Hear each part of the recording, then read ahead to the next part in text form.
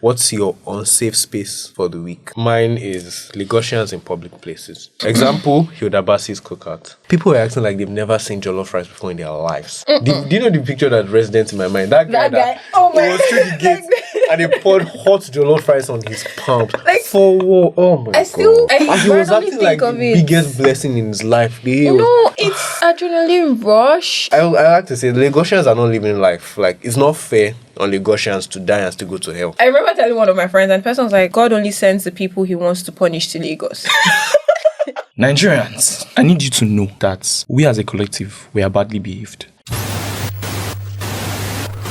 If you're listening to this and you're not a Gen Z, you might want to turn this off. Trigger warning. Well, welcome to Beyond the Base podcast, and this is a podcast by Gen Zs, for Gen Zs, and anyone else who cares to listen, where we talk about business, culture, technology, and the world as a whole through young Nigerian Gen Zs. Hey guys, welcome back to another episode of the Beyond the Base podcast. I'm your host, the one and only Baseman, and today we have the full squad in the house. I'm the main character. Hi guys. Yes, finally accepted it. And the queen of the group. Hi guys. AKA Ghost. But yeah, squad is back together. How you guys feeling? Feels good. I can't say. I was telling someone that I miss Ibidapo. My guy. See, let me tell you something. Let me tell you something behind the scenes. Let me tell you something. You don't have to believe watch women. Don't believe women. You don't have to watch dirty linen in public. Don't believe women. Don't believe women. No. Don't believe Precious. No. I rate women too much to say that. Don't believe Precious. I can't believe Ibidapo is saying this after I publicly declared my love for him. Men, you stain your white. That's your business. Hi Olu, how have you been? Oh, I've been good. How about you? How's your week now? I haven't heard much banter about your 9 to 5 shege in a while. Well, maybe because I'm now thriving. There comes a time in life where you take your adulting journey seriously. So all of that you're not taking it seriously before. And let me land. Sorry. Okay. And you just know the things that you should let go of by the help of the Holy Spirit, of course. Preach. When they bring a long list of items for you to do, you look, Holy Spirit, which one am I to do? And he gives you like 3. And you focus your energy on those 3. Not like you don't do the others, but like, you just get my point. That your employer is listening. Okay, I get you. Well, dear employer, I'm super honored that you actually do take your time to listen to me. It just means that I'm a gem. I'm valuable. In the office and out of the office. I think you guys are focusing on me too much. How are you guys? How has your week? Speaking of work, somebody has joined the 9 to 5 wagon again. Ibidapo, you didn't give me that gist. Well, excuse you. You didn't give me that all of a sudden. Okay, let's do the sign language. Okay, so, well, it's not... When I think of 9 to 5, I think of going to the office. Okay. Sitting out at a desk in a confined building. I have a remote job. Same thing. You're working the same hours? Not really. Actually, working more hours. So your hours are flexible because you can block them, right? Because I do more work in the early hours of the morning, right? So from like 5 to like 9. And then like 5 a.m. to 9. Yeah. Like 5 because like that's when my brain is most active and sharp. So like I can do a lot more intellectual tasks at that time. Okay. And then continue the rest of the day. But like I just started maybe like 2 weeks. A week. About a week and a half ago. So like I'm still like juggling stuff. And honestly, let me tell you what happened to me. The reason why is because as much as I was happy that I was in a 9 to 5, man, there's sometimes, and this one is even because of the fact that sometimes there's just some things I want to do for like the startup I'm doing, and I'm like, bruh, like my savings has gone. What am I gonna do? And then someone just reached out to me. Actually, funny things, like 2 people actually reached out to me, right? So I'm hoping that I'll be able to have 2 remote jobs. I think it should be announced down. Actually, like, I don't think your employer should hear that. The other one is more like a contract. So like I can do other stuff. Oh. Yeah, the one I'm currently doing right now, I can do other stuff. Okay. Right. But if I get the other one that I want, I might be like, guys, Sayonara. I gotta go because But you know, that doesn't really help your career journey, right? no. So the thing is that I'm not career focused anymore. Like I'm just doing this. No, I mean technically he's only been there for a week and a half, so it's still liable to bounce. Yeah. The thing is that I don't want to leave. Right. I don't want to leave. Right. But thing is that it's now a thing of can I handle the workload of like one like is a startup, right? And you know the workload of startups is a lot, right? And the other one, if I do get it, right? And then like the other one, if I do get it, the workload is going to be a lot. So can I balance the two? If I can balance the two, right, and I don't like falter anyone, sure. But then it's not worth taking that gamble, right? So that's where I'm at. Right. Okay. But even still, as long as the money is coming to my pocket and I can focus on, because like I said, I'm not focused on career. Like it's just to like do this work, money enters my pockets, and I put it into my business. Like that's really what it is for me. Of course, I'm gonna learn. Of course, I'm going to make connections. Of course, people are going to see how amazing I am, right? And Main character energy again. First of all, I'm still amazing. I'm very amazing, right? But like, yeah. And then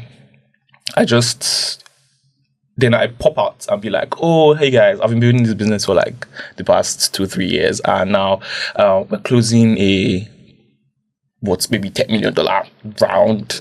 And yeah, we are building the future of football in Africa. So. Is it just me or like this is not the first time, but I love how passionate Ibidapo is about his business. Every time he speaks, you know that this is. Let me give you guys some updates, right, about that. That's sorry. So we had our first we organized our first football match. Sunday. Yeah, on Sunday. Which Sunday? Right, this past Sunday, right? Fake friends. Wait first. People in your corner. You are not online now. Fake friends. And you post it everywhere. Fake friends are the people in your corner that act like your best friends. I don't think so. I do not even know about fake friends. My old account got banned. Oh, hi Precious. Maybe you just follow me with a new one. I'm like, oh, hi Precious. My old account got banned. Sorry, ma. Do you want me to kneel down? I can kneel down, beg you. No, it's fine. yeah. So we had a game on Sunday, and it was nice. Like only 10 people came out, right? And that was enough for us. 10 people came, and the thing was that the game was more to test the technology that we built, right? Okay. So we built some sort of like payments, not like a payment processor. No, it was just like gateway. Not a gateway. So a portal, right? Mm-hmm. So where you see a game, you want to join the game, and then you just pay online and you show up, and it worked seamlessly. And that day, let me tell you, that day, guys, if you're listening to this and you believe in God and you're a Christian, let me tell you something for certain. Trust in the Lord with all your heart, lean not on your own understanding, in all your ways acknowledge Him, and He will direct your path. Let me tell you what happened to me. So, we paid for the day, right? We wanted to do a Saturday, but by the time we were ready to pay, the slot had been booked. And then I asked, what other day do you have? And there's like, they have Sunday 1 to 3. And I'm like, bro, that's not gonna work. And I had removed my mind from it. But there's this thing that happens to me, and I've noticed in my life where I'll just desire something. I don't necessarily pray about it. I'll just desire something, and it just ends up working out for me. So this particular time, it was more of a, man, Lord, what am I going to do? Like, I really want to host this game. And on Tuesday morning, the manager of the field just texts me. Like, the wee hours on morning, I was like, Sunday 4 to 6 is not booked yet. First come, first serve. You can pay now. I'll give it to you. Sharp, send the money. I did not waste time. And immediately I sent the money. I just smiled. I was like, God, I know this is you. And then, so we were building like features ahead of Sunday, right? Yeah. I have never worked 38 hours straight in my life. I think I ran on like 2-3 hours of sleep. I was at my my computer. I was coding. Like I was straight because we had 3 things we had to set up for that day. Okay. And I was just coding, coffee coding. Like that thing took a toll on my body. And then we got to, so Sunday came, and before Sunday, Wednesday, my co-founder Henry, he sent me screenshots that, look at the weather. The weather forecast showed 80% thunderstorm. And he was already panicking, like, what are we going to do? It's going to rain, blah, blah, blah. And I was about to start panicking. And then I just remembered, no, the way we got this thing, it's not going to rain. It's not going to rain. And then it wasn't a thing of, I'm going to pray about it. I was just like, it's not going to rain. I was like, thank you, God, for this slot. It's not going to rain. And then Sunday came, got to church. After church, went back home, picked people that I had to pick up. And when I was leaving church by 11, it was drizzling. And I just smiled. I was like, "Oh, you did?" Yeah, it drizzled just like. I saw you in church that Sunday. It drizzled just a bit, and I just smiled. I was just like, "You're testing me, but it's not gonna rain." And then I went back home. We finished. So we had finished building all the features and wanted to test like in the live environment. Like we're going to push it to production and test it. Mm-hmm. Then we found out that the payment processor we wanted to use, we needed approval to use their platform in production. And we were just like, God, what's going on? Paystack? No, Monify. Oh. Right. And we were just like, oh my God. Why didn't you oh call my me? God. So the thing was that you said I should reach out to Ori now. I thought that was days before. No, it was that Was day. that same day? Crazy. 1 minute of silence before we return back to this. Just have real connection, guys. Did you hear how Olu said, "Why didn't you call me?" Damn. Okay. Let's get back into that conversation. Yeah. So we reached out to Ori, and we're just like, Ori, like this thing is not working. What's going on? And then he said like, send me the details of like what is happening. And then he now said, like you need the approval for it to work in, so that people don't abuse it and stuff like that. Okay, and we understood. Do you know that this guy jumped on it and like he made sure it was like it got approved? I don't know. I'm sorry for whoever we had to make work on Sunday. I'm sorry. I promise you, it was not our intention. But like we found out by like 2:30, and we had already set for 3:30, so people to start on by 3:30, right? By 3:30, we had already sent emails. Somebody had jumped on it. Everything started working by like maybe 3:50. Like everything started working about 3:50, and then when the first person scanned the QR code and paid, and we saw it pop on the dashboard, I was so excited. Like I was so excited. Like, and then I had to leave to go and pick up my cousin. And on the drive back, all I could do was just say, like, be singing "Thank You, God." Like, it was that thing where you are just thankful. That was all I was doing on the drive to get my cousin and the drive back, and it did not rain. Like the weather forecast that was like, there's a 80% chance of a thunderstorm. Like most of the time, people would be like, okay, like we need to plan around this. A little drizzle, and then the sun came out very bright. That they were like, "Kai, the sun," and I was just like, "Nah." That day it worked out so perfectly. The 10 people that came out, I was just like, "Okay, yes, this is good stuff, right?" And we also we just actually like booked for October 1st. We're going to host another game for October 1st, and this one I'm going to push to get a lot of people out. October. October 1st, right? And then I found another field. Like this one is even like a full field, like 11 aside, and like I'm talking with them to like try and like maybe book 1 or 2 days, like test it out, then like sign a partnership with them to be able to use their field to like do more games. And the reason why I was late this morning was because I was driving here. No, I'm not here. Right. Just bring my food. Wait, Where's my first. food? As I was saying, Where's my food? I'm a man of my word. I'll buy you people food because I came late. Yeah. Come As on, I said, come on. I was driving here and then I saw these two guys. They were walking on the road and it looks like they were either going to play football or they were coming back from football. I parked and I ran to them. Like I ran to them and I was like, "Oh, are you guys going to play football or where are you coming from?" And then they were like, "Oh, they play at." So sometimes I play at Anthony Field and they say that, "Oh, they play at Anthony Field." And I was just like, "Okay, I don't recognize you guys. Like, oh, what's up? Like, is this your first time here?" I spoke to them. I told them what I was doing. I gave them my Instagram. I told them like, when I settle, like I'll reach out to them. Like that's literally.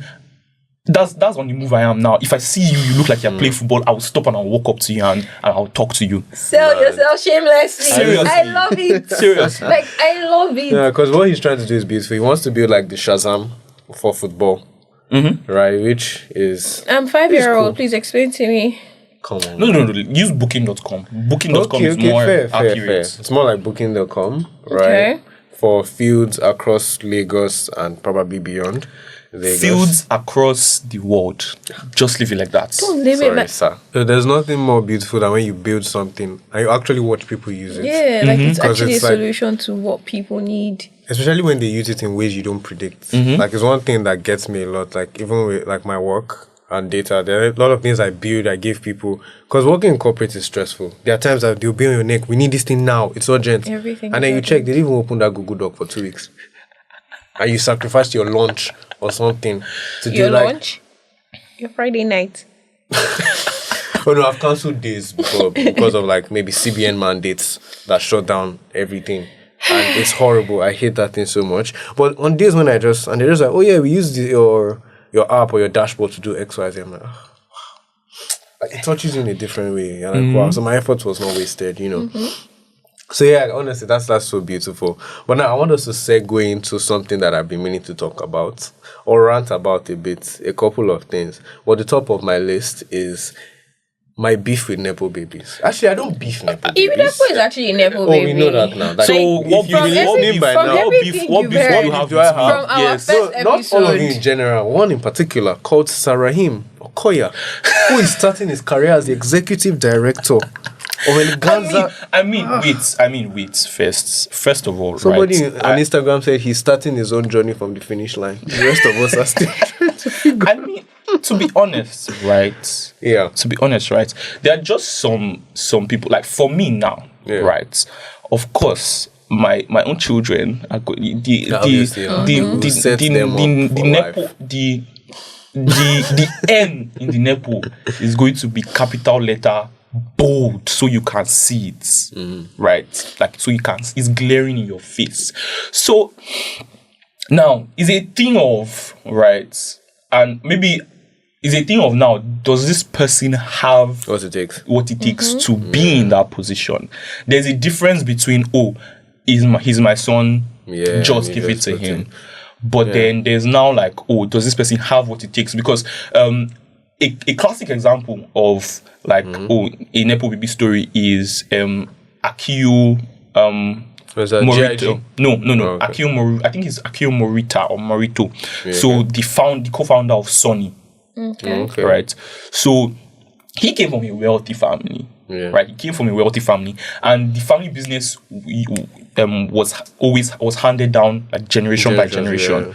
But then there was a specific generation that the business almost collapsed Crashed, in, yeah. and it was his father that built the business back up, yeah. and was Okay, going cool. to hand it to him. Yeah. But what his father did now, what his father was grooming him Yeah. from when he was young to take over the business. Business, yeah. He didn't take over the business. He Went into something else. yeah, he told his father that he wanted to go and be a physicist, an Nice. engineer, like, and then he wanted to build Sony, right? But if you look at that picture, Yeah. he was a Nepo Baby. Yeah. He was groomed You know, like to being a Nepo get Baby to gives that. you choice. Like Yeah. that's one thing I enjoy. I think that's the why most. I don't beef based off what Ibidapo said. Yeah. That's why I do not have a beef with Nepo Babies, because it's all about, like, it takes us back to parenting in the sense that yes, I'm giving my child everything they need, Yeah. but am I giving them everything they materially need, or I'm building an all-round child.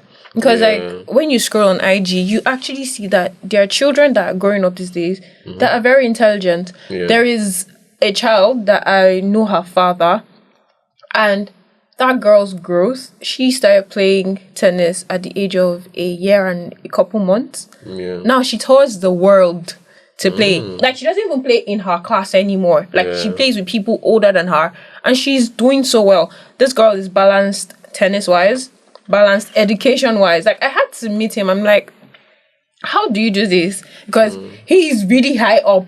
I don't want to, like, give specifics, but he's high up. So she's a Nepo baby. And he has a business. So if he decides to give her that business tomorrow, I am in support, because you have been grooming this child to take over. So back to what Ibidapo said, is this person able? Does this person have the ability? Does this person have the capacity to hold it? Because most times we actually see that there are a lot of Nepo babies that are stronger than Lapo babies. I'm not going to say Lapo stronger, but they are hardworking as well. No. When I say stronger, I mean resilient. Because I'm not saying all, because some Lapo babies, because of what they have experienced, they build the resilience. That hunger is there. You can't take that hunger away. Like, you can't. Exactly. So their mind is, I need to feed this hunger. I need to satisfy this hunger. But for a Nepo baby, I am not hungry, but I need to do this. So they see beyond themselves to the larger world. So most times when a Nepo baby is doing a business, it's not, I need to buy iPhone 17 Pro Max. No shades to anyone. Anybody that is using that as their driving force, no. Like, I heard of someone that wanted a job at a prestigious organization so she could buy an iPhone. Oh, I don't know if there are people like that. So right? I am not going to downplay that. Okay, fair. But yeah, I mean, look at GIG Motors. I don't know how many of you know that, right? Like, the CEO died, actually, and his 22 or 23-year-old son took over. And that guy has skyrocketed business. Like, before, it was him that decided saying, they call their drivers pilots. Yeah. Like, they rebranded so strong. Because I've been following him since, like, maybe 2016, 17, and, like, he has done amazing with that job. Right? But there are also some businesses, even a particular bank in Nigeria, I will not name, right, that was taken over from the family, right, instead of going with the original planned successor, and the bank went under. Right? So you can't really tell with these things. But it also boils back to intentionality. No, but at the same time, like, look at India. One of the top billionaires or billionaire families in India, I can't remember their last names now. Both sons are billionaires. Both were groomed by the father, but one has a stronger PR route. He's much stronger with marketing, the younger one. But the older one is a pure business guru. So what happened was the father wanted to leave the business behind for the older one. But the younger one felt more entitled, like, because he had the fame, he had the connections. Every Hollywood star invites him for parties. So he wanted to take over, right? So it was a fight, too.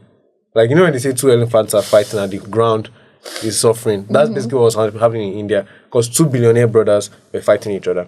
The older brother went into telecoms. This was like 2005 or so. He bought what is now Airtel and a lot of other subsidiaries. He bought that. Younger brother went to form competition, bought his own. Ended up being broke. It was bad. I think he now later got employed by the big older brother. So it was crazy. So two children from the same father. So, like, for me, I feel like some things I get what you're saying. I get what you're saying. Like, you can groom people, but there's also that hunger and also that character to drive. Because at the end of the day, the guy had to humble. He had to declare bankruptcy. That was the craziest part. But obviously, they are under the same parents. So the mother legit called both of them together and forced them to resolve. I think you can groom. I don't know. I can't off the top of my head. I can't think of the only example I think I can think of would be the Serena system, Williams sisters. That you can actually groom both children to be successful. Of course, personalities come into play, right? But I think you can tell. Genuinely, I think you can tell. Because right, little like context about my dad. My dad did not grow up in Nigeria, right? When he was 16, he went to Russia, and at that time the Soviet Union, and he did his uni there, he did his masters there, he started a business there. When I talk to my dad, right, And when I told my dad I was going into business, he was so excited. When I mean, because since SS2, he had been on my neck. Like, start a business. Like, I can see that he just wants to, like, he wants to groom his oldest son. Like, he wants to groom his children. And I was like, oh, start a business. Like, don't worry, I'll help you. Like I will teach you and stuff like that. And so I would talk to him, and he was telling me this story about how when he was in the Soviet Union, he started a cashew business, import business. So he was importing into, that was when was it socialism? Like fell, and then they started to like import. So he started a cashew import business, and I think cashew or cocoa, one of the two, and it was going fine. Do you know? I'm 24. Do you know at 22, 23 years old, my dad was handling millions of dollars in transaction. And I hear that, and I'm like, what am I doing with my life?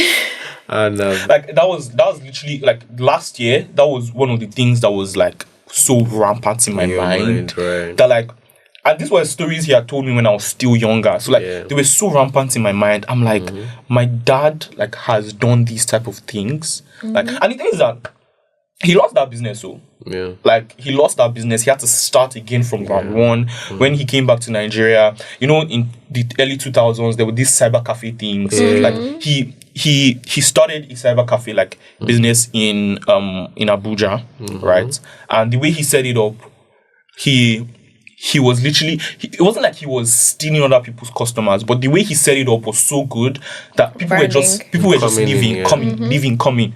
And then other people now started to come and meet him now. Hafa, come and help us. So he now pivoted from being just this, like a sole cafe provider, because he was like, he does, and my dad isn't, when I mean my dad is a genius.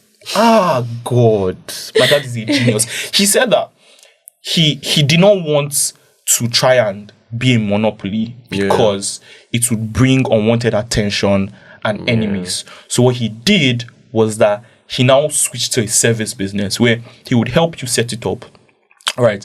And you just pay him to it. Like that's what he was doing. Like my dad is very big on helping people, like helping people get off the ground. So he did that, and he was helping like many different people. And he was telling them that the way I'm setting this up, you have to do it this way. Of course, now some people will want to. Those people that did not listen, they crashed and they had to come back. And he was like, "Told you, now you have to pay premium." Right? So that's how he did it. And I think about those things, and I'm like, it was really rampant in my mind last year. Like, what am I doing in my life? So this year, right, also, right, yes, I'm a Nepo baby, but like, I barely ask my dad for like money. And it's a thing of, there are people that don't have, right, and they're working their ass off to get.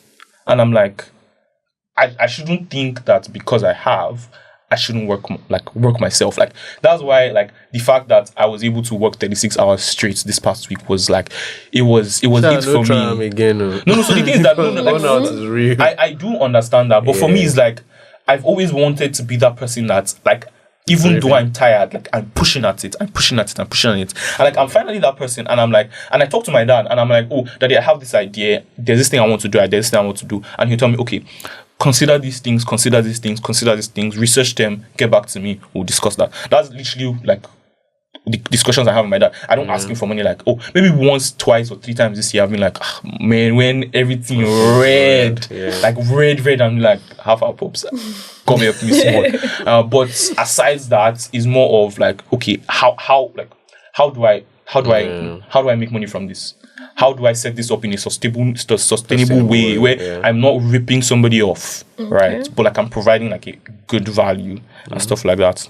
So would you see what I say that about Nepo babies having a certain hunger more than just the financial? Because based off what Ibidapo said, he said he goes to meet his dad, and beyond the money, like he knows he can get the money, but beyond the money, like, if you don't give me the principles of success that you have built, that worked for you, how am I going to work? And that's one thing I think Lapo Babies should actually think about. Generalizing here, Sha. No.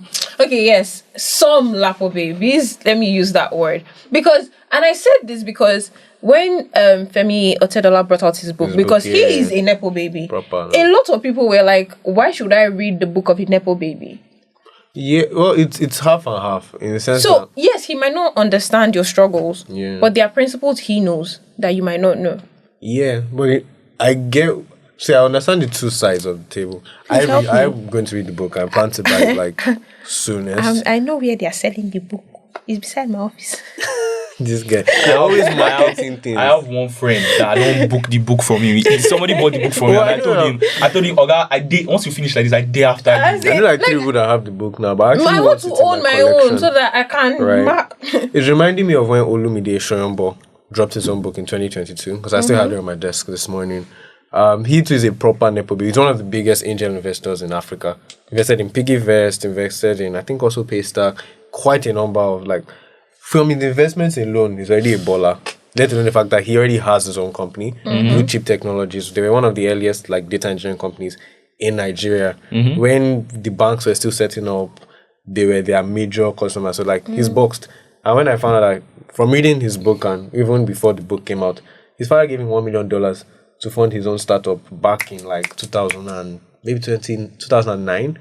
Imagine how much $1 million was worth back then. Do you get? So, right? So there are things you definitely learn, right? I like to read books of people like that because it gives you secrets of success, but those secrets are only applicable at certain levels, right? So it's more motivational. But I don't know, if you're a knowledge junkie like me, I like to learn things whether they apply to my reality or not. But the other side of the table too is that somebody's father was a former governor of Lagos State. He was already handling millions. In his book, do you know how many big time the word billion was mentioned in Otedola's book? Yes. So I understand for some people. Sorry. Mr. OT Dollar. Sir, you know, Mr. OT Dollar. If you're watching this, you saw that Mr. OT Dollar. Right? So yeah, I understand people's POV of, he's just selling passport to Maguire, and I can feel their pain, right? Because again, rich people or wealthy people live in a different reality. Like you can't compete with the fact that they live in a different reality. And to them, debt is a tool. To the poor man, debt is a cost. Yes, because like you said, a poor man is borrowing money to go and buy from 17. Or to buy a shoebi that's 500k for a wedding you don't know if it's going to last or not. No offense. Right? But a rich man is taking that loan, financing like 3 businesses, paying back and still making his profit. Do you get? So I get, sir. When I say I beef, I'm still going to read their book whether I beef them or not. It reminds me of one guy that said his father hates Professor Wole Soyinka. But he has read every single one of his works. And I was like, why would you read every single one? Said, you have to hit with precision. Yes, you have to know. Me, I'll still learn from you. I don't need to like you to learn from you. Right? Another thing I want to talk about, as we've already mentioned, his name is the wedding. Oh my God! Do you know that wedding is my inspiration? Was a master. Exactly. That wedding is my inspiration. My dream, genuinely, as a Nigerian, is actually to have a destination wedding. Yes, I don't like crowds. But I'm Yoruba, so I didn't know. Like my extended family alone, without extra people, can fill up halls. Today is the 20th. Today is the 20th of September, 2025. No. But I'll say that when I'm getting married, right? I'm sure you want this evidence online. Yes, I do. When I'm getting married, yeah, they will bring this up. Mr. and Mrs. Ajibade, that's the archetype. So that's the blueprint. That's the template. 3 countries, 3 countries, 3 different ceremonies. Oh my God. That quote still lives forever in my head. Money you don't spend is not yours. Life is for the living. I've been hearing that all my life. What did I tell you? Like I've been hearing that all my life. What did I tell you? Yeah, like I've been hearing that all my life. Like my dad was always like, I remember this one time. Should I air my dirty laundry? Yes, let me do that. So in 2021, I went to bets. Was that when you lost your crypto savings? No, it's not the crypto savings though. This was after. This one was so my mom's phone got sports and she transferred some money to my account. To 6s? No, she just transferred the money to my account. Okay, just to keep. Yeah, okay. I used the money to bet, guys. I lost the money. Yeah, I lost the money, guys. I used to bet. And of course, my mother wanted to skin me alive. My dad was very angry with me. And he cut my allowance in school by 70%. Oh, you're still in school? Yeah, 2021. This was like okay. 300 level, I think. He cut my allowance by like 70%. Damn. I was managing with 15k a day. No, 15k a month. Sorry. 15k. Sorry, A month. Sorry. Sorry. 15k a month. It was a month. I remember in school, as at 300 level, a plate of rice was still like, that was when you put up to 500. Yeah, 500. And so if you're going to eat bashan, that's like 2k. Who was going to and you'd be Bashan? very. That's the cool kid. Okay. Wait, I said if you're going to eat bashan, Yeah. that's like 2k. So even if you wanted to eat bashan 3 times a day, no, let's do a quick math. That's No, wait, it's a That's month, 6K. guys. A month. I promise you, it's a month. It's a month. Sure. And then my sister had just entered school, and for me, it was a thing of consequences of my actions. I have to learn how to survive. He's punishing me, so I'm gonna learn my lesson, and I was surviving on Indomie. I did actually chop. thought you say bread I and did a car. No, I did chop Indomie. I did chop Indomie. And then my sister saw I was getting leaner, and she was concerned, and she called my dad, and she was like, "Daddy, I'm worried about Ibidapo. He's looking sick. He's leaner, this and that." And then my dad called me, and my dad was very angry with me. Ask me why. Right. I'll tell you. He was like that. Did I send you to school to die? Yes, I'm punishing you, but I shouldn't punish you to the point where you die. I don't understand. I sent you to school to go and read your book. If you cannot read your book, then why am I sending you to school? That your sister told me that the money that I was even giving you before was not enough. I was like, yes. She was like, why didn't you tell me? I just thought, I asked somebody that my friend that had a daughter in school already. She was telling me she was giving her this amount. So I decided, okay, let me give you that amount. I was just learning how to manage and what you've given me, learning how to manage and everything. He was like, no, if it's not enough, tell me so that you can focus on being in school. I don't want you thinking about, I should try and run a business so I can make more money. I sent you to school to learn. Okay, now, he now said, how much do you need? You man, don't tell me mess it up. No, this guy gave me a blank check. I was like, oh God, what do I do? At first, I wanted to ask for 80k. But I was like, no, that's too much. I was like, okay, this is what I was going to do. I was going to ask for 60k. Then I'll ask for 10k extra for provisions. And he was like, are you sure that's enough? I was like, yes. He was like, are you sure that's enough? I was like, yes. He was like, okay. And that day, from 15, wired. I was just like, damn. And then over the, wait, why am I whispering? So over time, he now started telling me things that, you have to spend money, right? On things that help you make more money. Right? So, yes, you have to enjoy life, the good things of life, but you should spend money on things that equip you to be able to make more money. And life is not even just about money, right? You need to think about solving problems. You need to think about giving back, right? It's not just about money, but money is important. Money is a tool. Money skyrockets and helps your dreams, right? And I was just like, I think about it now and I'm just like, I'm so thankful for my father. I'm so thankful for my father. The person I am today, right? Largely, a big portion of it is my dad. Also my mom, but a big portion of, the way I think about the world and stuff, my dad. No, that's very heartwarming. Shout out to Mr. Fatogun. Alright, cool. So, on this episode, we're going to play a new game. Actually, it's not really a game. It's more like a round spot. But what's your unsafe space for the week? Now, it could be anything weird or cringe that you find about almost anything, actually. Anything. Probably things people do or something in our society that it's just wild. For me, I think mine is Nigerians or Lagosians, let me be specific, Lagosians in public places. Example, Hyodabasi's cookout. My God. People are acting like they've never seen jollof rice before in their lives. Do you know the picture that resonates in my mind? That guy. Oh my God. Was through the gate and they poured hot jollof rice on his palms. Like, for what? Oh my god! I And he was randomly acting like the think of it. biggest blessing in his life. It's adrenaline rush. It's Have you seen the time they did a cake cookout in Lagos? Yeah. It was haven't worse seen it. because they did it in Abuja, and the one in Abuja was calm. They were civilized. You pay, you enter, you carry a tray, you get different portions of cakes from all the vendors. Lagos, they were fighting, exactly Lagos rushing. is the There life was a they are crowd. used to. But it's just painful. Like I like to say, the Lagosians are not living life. Like it's not fair on Lagosians to die and still go to hell. Because you've already been through it all. Like it makes no sense. Because you are fighting for everything. Everything is. And you know what pisses me off? It doesn't stop here. I've gone to different churches or different church camps, right, in Nigeria, and it's the same thing. Okay, the main auditorium is getting full. There are not enough chairs. There's an overflow outside. The same Holy Ghost that is inside is the one that is outside now. Why are you fighting, pushing each other, almost slamming somebody on the door to rush it? Like there's just this casting mentality that is so repulsive. And yes, that's my unsafe space for the week. Let me give you guys time to talk. Sequel to what Olu said. Someone told me when I told the person that I don't get it. They'd be like, say God is telling me to come to Lagos. Because off camera. Yeah. Oh my god, this is such a full circle moment. Okay.